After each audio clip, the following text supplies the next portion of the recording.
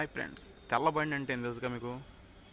అదేనండి, తిరుపతి సికింద్రాబాద్ పోయే వందే భారత్. వందే భారత్ చూడండి ఎంత తెల్లగా ఉందో.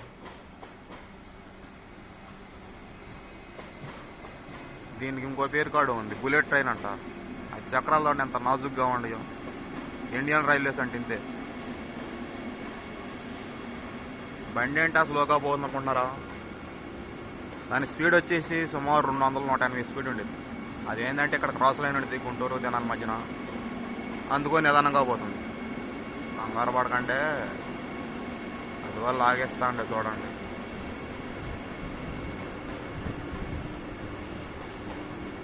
సామాన్యంగా బండికి 8 పెట్టెలు ఉంటాయి. జనం ఎక్కువ అవుతుంటో మన ప్రభుత్వం రెండేయకుండా ఒకే పెట్టికి 16 పెట్టెలు తగిలిచ్చారు. అందుకే వందే భారత్ అని నామకరణం చేశారు. 20701 చూసారు కదా, స్పీడ్ పెంచాడు.